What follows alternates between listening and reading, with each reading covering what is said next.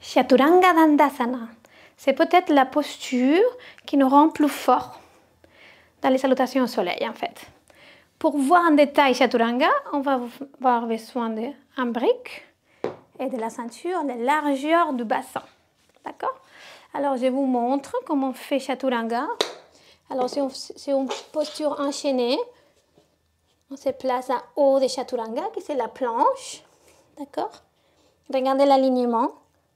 Épaules, poignets alignés. Les mains viennent à plat comme avant, on avait parlé, pour rechier la tête en bas. Et je suis sur la pointe de derrière. À l'inspire, je suis là. Et c'est à l'expire que je descends. Alors, observez comment je descends. Expire, je descends. Je retourne mes orteils. Je pousse. Expire. En fait, c'est la posture qu'on utilise pour passer des chaînes à tête en haut à chaînes à tête en bas. D'accord? Alors, pour voir la force qu'on a besoin, pour comprendre la posture, on va utiliser les blocs. Okay? On va les placer comme ça. Parce que sinon, en descendant, on touche le sol. Et on va utiliser la ceinture pour comprendre la position des bras. Alors, vous allez placer la ceinture là. Comme ça, quand on plie les coudes, ça ne dérange pas, mais on ne va pas pouvoir aller jusqu'au sol, que c'est ça qu'on veut en plus. Hein. Alors, placez les mains au sol, placez les briques entre les jambes, placez-vous en haut des Chaturanga, dans la planche. D'accord? Alors, on est là, serré. Les briques, ressentez comme les jambes sont vraiment engagées. On a les jambes de Tadasana, de la première posture encore. D'accord? Inspirez là, serrez les blocs. Expirez, descendez, fléchissez les coudes, regardez comme je suis. Je retourne au pied, je retourne l'autre pied, je pousse, inspire. Expire, je roule. Encore une fois, avec moi. Inspire au des Chaturanga. Expire, je descends. Quand je descends, je fais un petit geste pour rouler les deux orteils en même temps. Je serre les blocs, inspire. Drishti les fonds. Expire. Cool, genoux au sol. On enlève le matériel.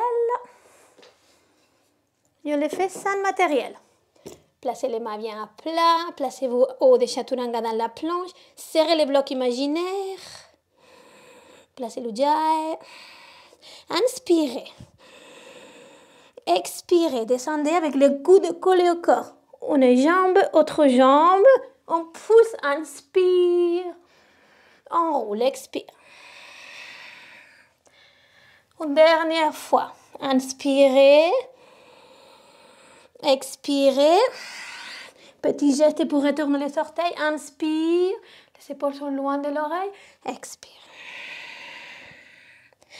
On met les genoux au sol. On s'assoit sur les talons. On récupère un tout petit peu. On ressent la résonance.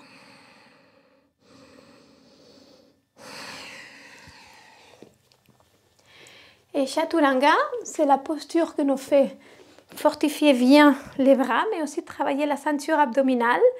Alors, si vous n'arrivez pas à faire la posture comme on l'a fait maintenant, je vais vous montrer comment on peut gagner en force en plaçant les genoux au sol.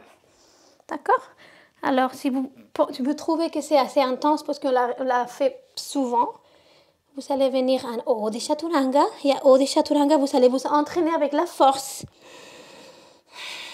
Mais alors de descendre, à l'expire, vous allez venir placer les genoux au sol et vous allez venir descendre avec les genoux au sol. Quand on arrive en bas, on retourne les orteils, on pousse, on décolle les jambes. On roule. D'accord?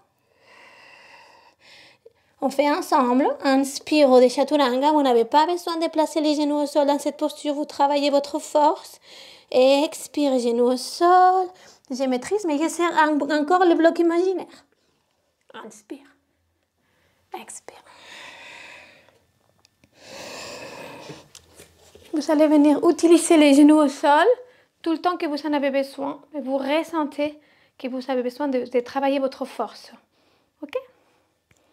Merci.